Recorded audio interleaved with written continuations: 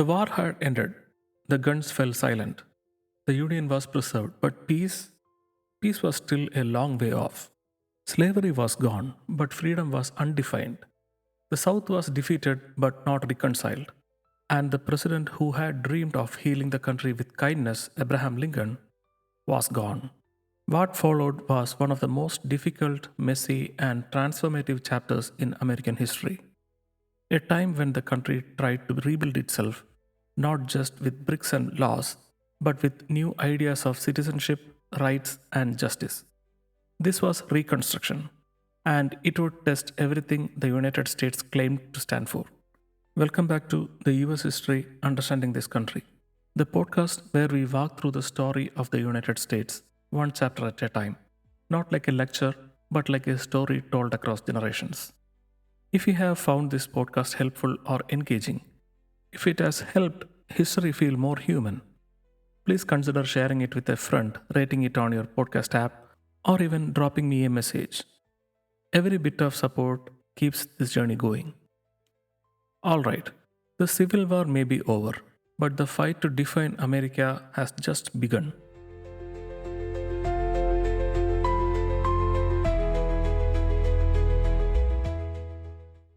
Reconstruction. The word sounds simple, like fixing a broken building. But in 1865, it meant something far more complicated, rebuilding a broken nation, where trust, justice, and even the meaning of freedom had been shattered by a war. After the Civil War, the United States faced a challenge unlike anything it had seen before. 11 southern states had seceded. Cities like Richmond and Atlanta lay in ruins. 4 million formerly enslaved people were now free, but with no land, no money, and very few legal protections. And the big question loomed: what now? The answers would not come easily. Reconstruction was about more than just bringing the southern states back into the Union. It was about redefining the very soul of the country. Who was a citizen? Who could vote? Who had the right to hold power? And most importantly, could America live up to its founding promise of equality? For some, especially radical Republicans in Congress, this was a chance to build a better nation, one where freedom wasn't just a word but a reality. For others, especially many white Southerners, Reconstruction felt like punishment, a painful loss of control over the social order they had always known. The stakes were high. Every decision made during this time would ripple into future, shaping laws, communities, and the nation's conscience. And right at the center of it all was the question: how do you rebuild a country that just tried to destroy itself? In the spring of 1865, with the Civil War just ending, the US government created something entirely new, something that had never existed before in American history: a federal agency to help newly freed people transition from slavery to freedom. It was called the Freedmen's Bureau, officially known as the Bureau of Refugees, Freedmen, and Abandoned Lands. But most people just called it the Freedmen's Bureau, and for many African Americans, it became the symbol of hope. The job of the Bureau was massive. It had to feed the hungry, find housing for the homeless, reunite families that had been torn apart by slavery, and help people find jobs, land, and protection from violence. In short, it had to help millions of people start life over from scratch. That too, in a country that wasn't fully ready to accept them. And it didn't just help black people, it also provided support to poor white Southerners, widows, and orphans left devastated by the war. But its most important work was helping the newly freed. The Bureau built thousands of schools, taught reading and writing, and even helped establish colleges like Howard University in Washington, D.C. For many who had been forbidden to read under slavery, learning to read the Bible or sign their name was a powerful act of freedom. It also set up courts to protect the legal rights of freedmen, especially in places where local governments were still controlled by former Confederates. But that protection came with limits. The Freedmen's Bureau faced resistance almost everywhere, from angry southern landowners, from racist mobs, and sometimes even the northern politicians who thought the Bureau was doing too much. Eventually, it was underfunded, undermanned, and it was shut down in 1872, only 7 years after it started.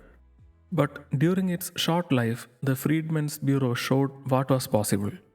It proved that the federal government could step in to support civil rights, education, and equality, even if only for a moment. And for many African Americans, the memory of the Bureau lived on as a sign that the country could do better if it chose to.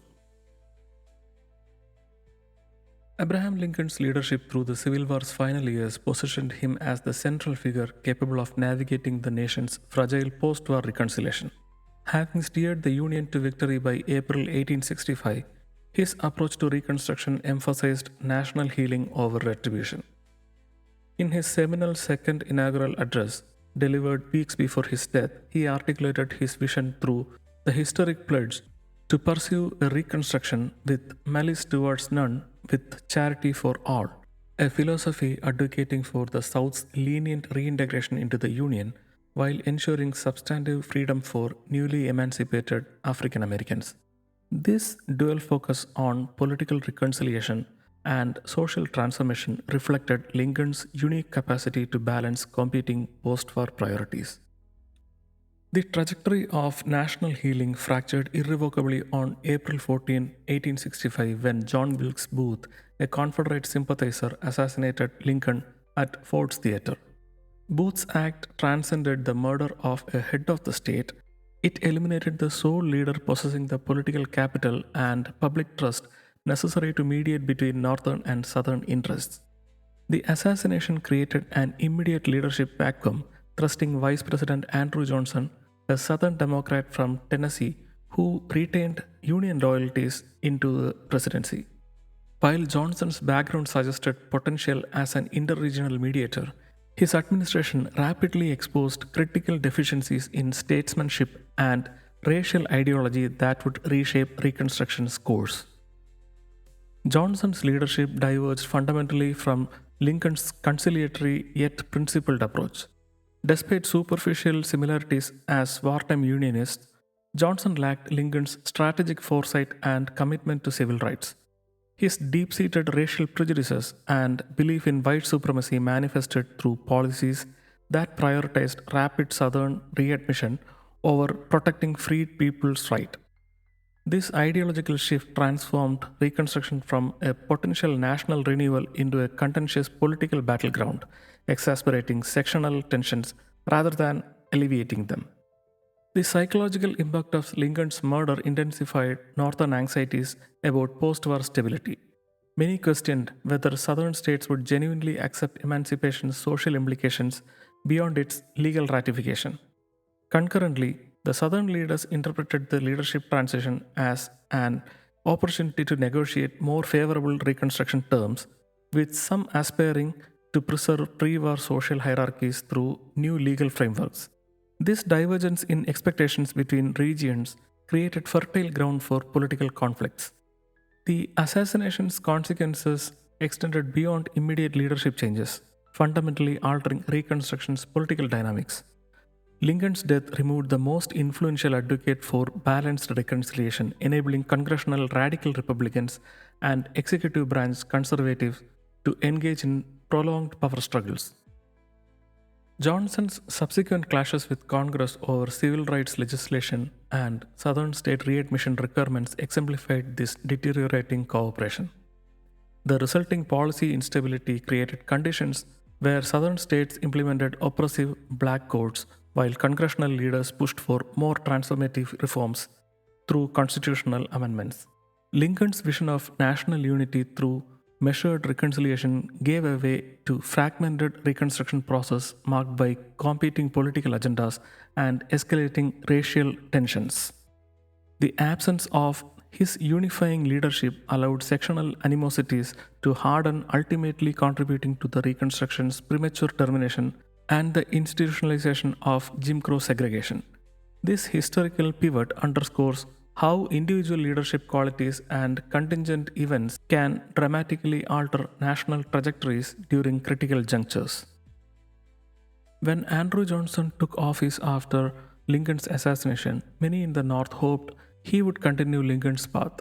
firm but fair. But Johnson had other ideas. Though he had stayed loyal to the Union during war, Johnson was a Southern Democrat, a man who owned enslaved people before the war and firmly believed in the idea of white superiority. He had no real interest in helping formerly enslaved people gain rights or power. To him, Reconstruction wasn't about transforming the South, it was about restoring it quickly with as little change as possible. And that's exactly what he tried to do. Within just a few months of taking office, Johnson began handing out presidential pardons to thousands of former Confederates, military officers, plantation owners, and politicians. He let them reclaim their property, except enslaved people, of course, who were now legally free, and he allowed southern states to rebuild their governments without much federal oversight. The results were shocking. The same people who had led the South into war were suddenly back in power, and they wasted no time. Across southern states, new laws began to appear known as black codes. These weren't the same as old slave laws. Technically, slavery was over, but the black codes were designed to keep black Americans in a condition as close to slavery as possible.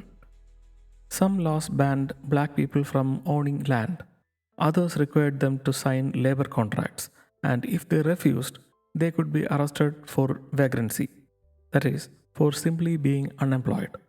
In many places, black people couldn't vote, couldn't serve on juries, couldn't testify against white people in court, and were even barred from certain jobs.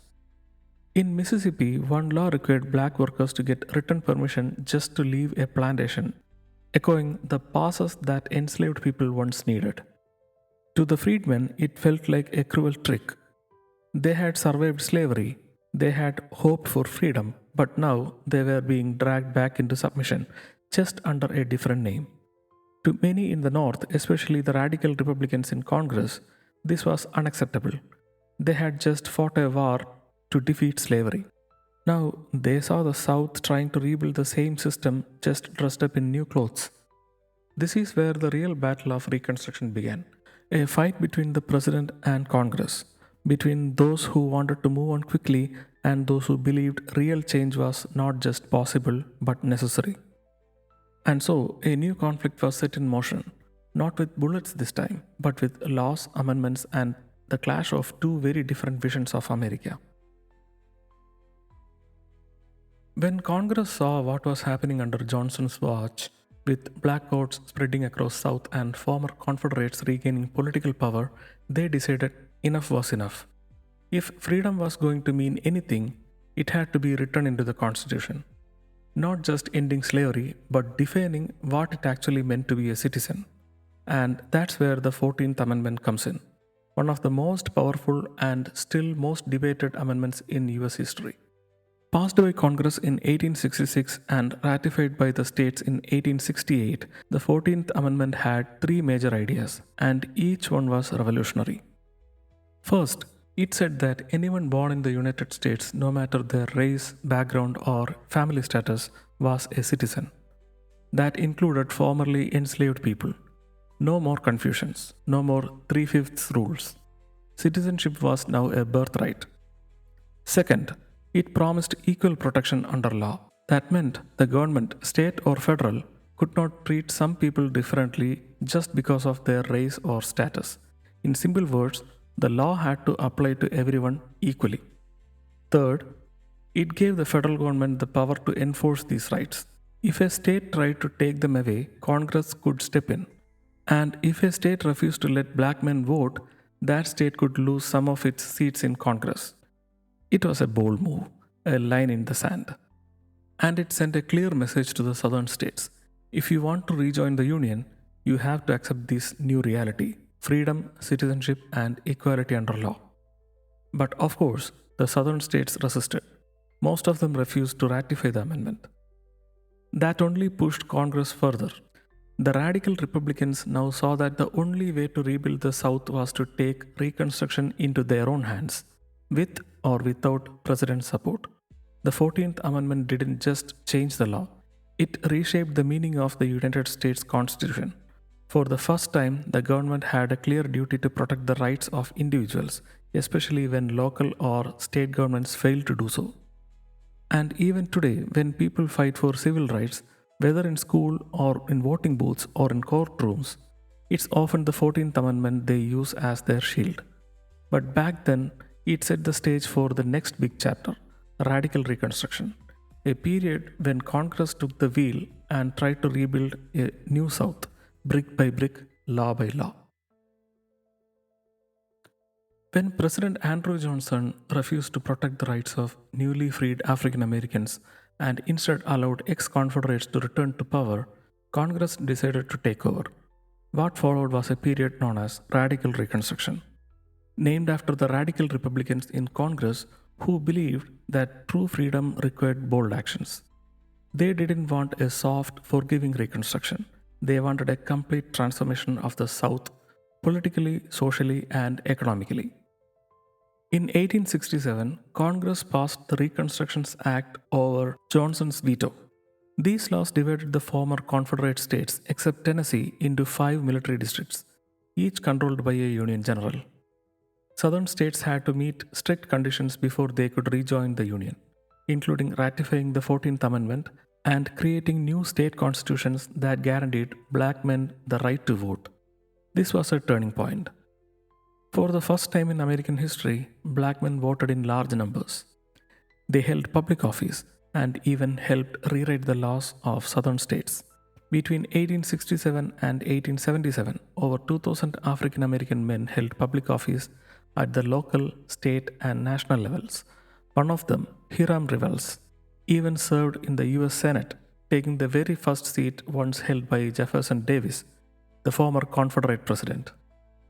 Radical Reconstruction also saw the creation of public school system in South, something that hadn't existed widely before. It brought improvements in infrastructure, healthcare, and even civil rights laws at the state level. For a brief moment, the South began to look like a more democratic and more inclusive society. But not everyone welcomed these changes. White supremacist groups like Ku Klux Klan began using terror and violence to scare black voters, attack Republican leaders, and restore white control. Lynchings, beatings, and intimidation became common in many areas. Despite efforts by Congress to crack down on these groups, including passing the enforcement acts, violence continued. And all the while, President Johnson was still fighting Congress, vetoing laws, and trying to block Reconstruction at every turn. The conflict between Johnson and Congress would soon reach its breaking point and lead to one of the most dramatic showdowns in American political history. The radical Republicans believed that Johnson was actively working against Reconstruction, using his power to block civil rights protections, support former Confederates, and undermine everything Congress had passed. Johnson wasn't just ignoring Congress, he was defying it. The final straw came when Johnson tried to fire Edwin Stanton, his Secretary of War, a man who supported congressional reconstruction. Congress had passed a law called the Tenure of Office Act, which said the president could not remove certain officials without Senate approval. Johnson believed the law was unconstitutional, so he fired Stanton anyway. That gave the House of Representatives what they needed. In February 1868, they voted to impeach Johnson, making him the first president in American history to face impeachment. Impeachment, by the way, doesn't mean removal.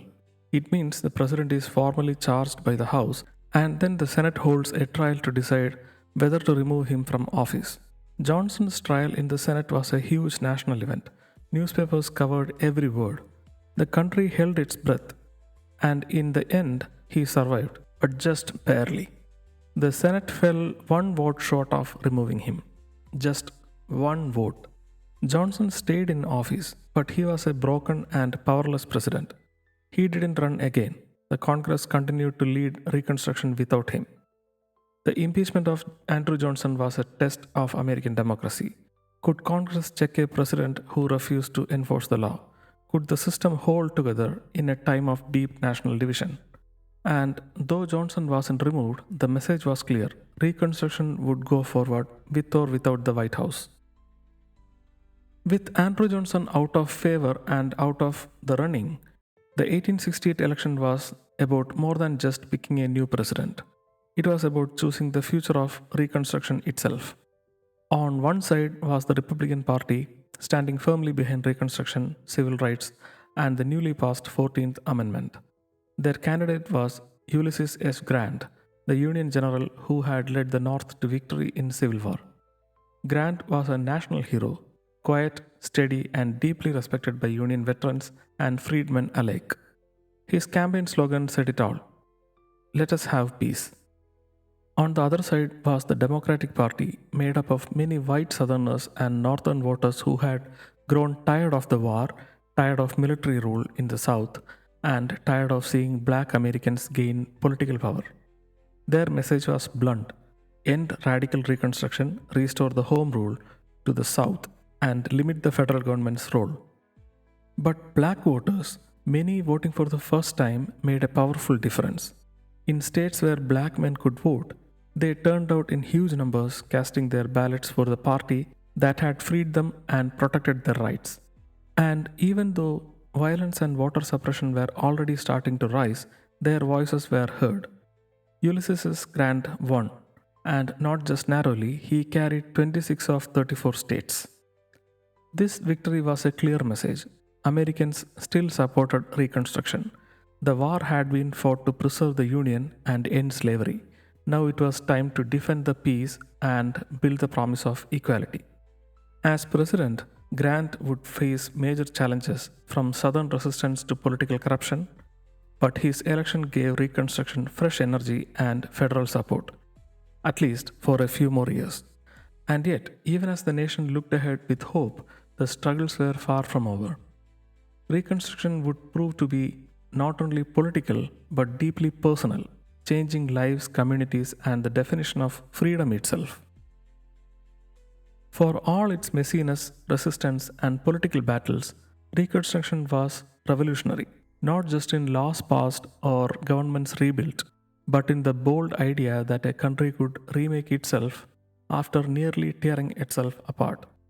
Think about what was happening. For the first time in US history, African American men were not only free, but voting, holding office, and writing laws. Schools were being built for black children who had never been allowed to learn.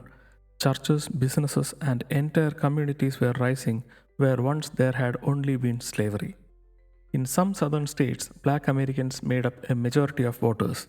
In places like South Carolina and Louisiana, they were elected to state legislatures, school boards, and city councils. Two black men served in the US Senate and over a dozen in House of Representatives. For many freedmen and women, Reconstruction was a time of firsts. The first chance to own land, the first time to walk freely without fear of being sold, and first time to read, to vote, to speak publicly, to dream beyond survival. Even more radical was the idea that the federal government was now responsible for protecting individual rights, not just from foreign enemies but from local injustices.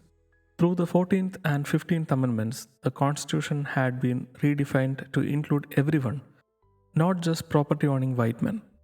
This shook the old order to its core. White supremacists and former Confederates saw this as a threat to everything that they had known, many Northerners too. They were uncomfortable with how fast society was changing. Resistance grew stronger, sometimes legal, often violent.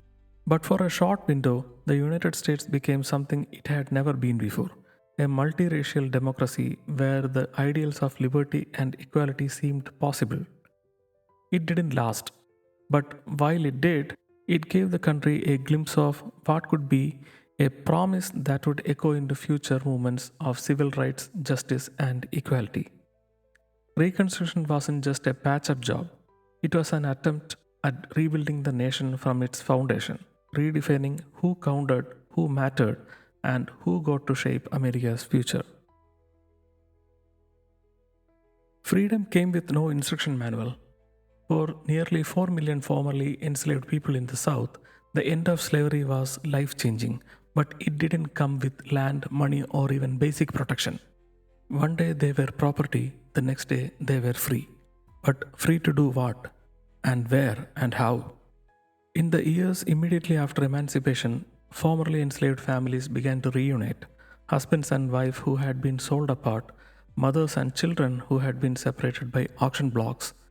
One of the first things many people did was travel, searching for loved ones, often with only a name or a memory to guide them. They also began to build communities from scratch. Churches were often the first institutions they created, not only the place of worship, but also centers for organizing, education, and social support. Schools followed, sometimes set up in burned out buildings or under trees. Northern missionaries or black teachers with barely enough books to go around taught there. Many sought land, something that symbolized independence. Some were able to buy small plots, but most became sharecroppers, working on a land owned by white landlords in exchange for a share of the crops. It was a step up from slavery, but just barely. High debt, unfair contracts, and constant economic pressure kept many families trapped in poverty for generations. Still, there was a spirit of determination.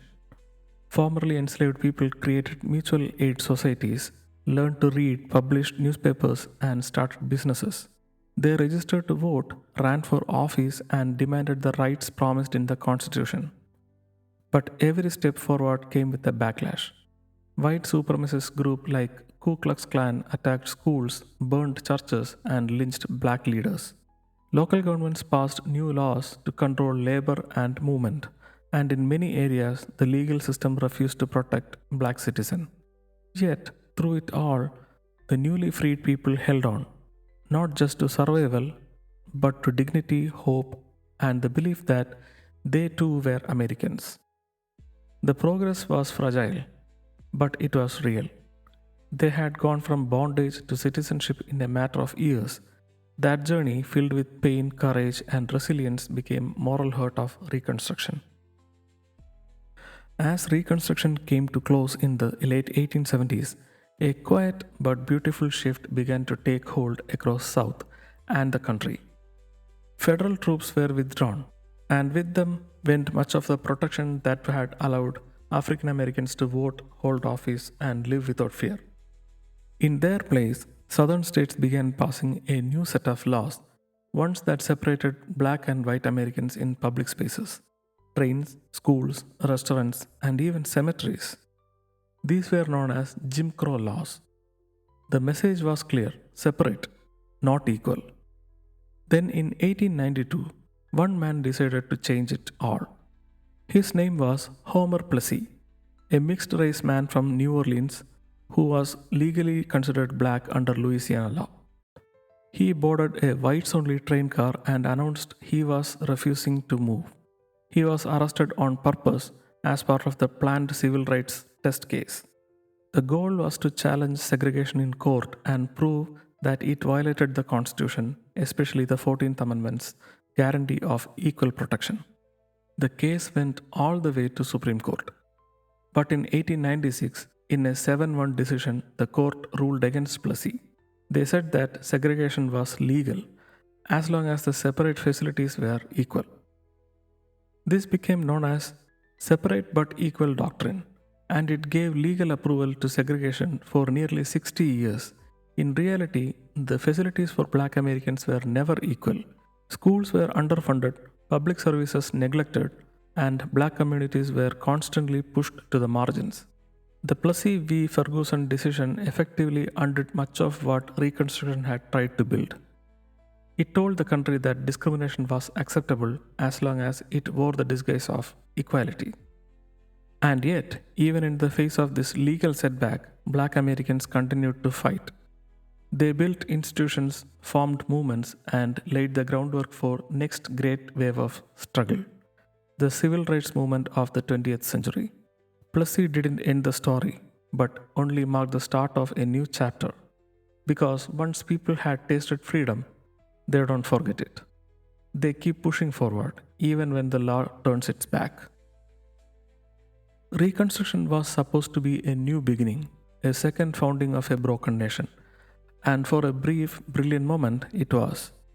A time when freedom took root, when black Americans held the ballot, sat in legislatures, and built communities from the ashes of slavery.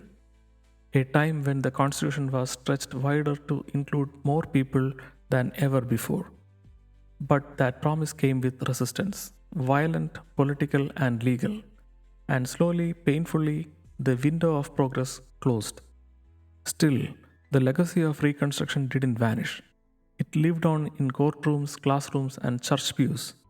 It whispered through movements that followed, a reminder that America's greatest struggle was always been not just who we are, but who we choose to become.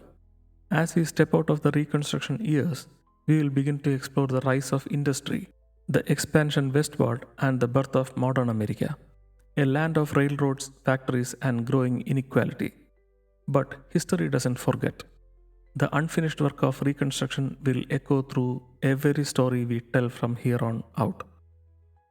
And that was the episode number 25, Reconstruction, Rebuilding a Nation, Redefining Freedom. I am Santosh, and this is US History Understanding This Country. Until next time, stay curious and take care.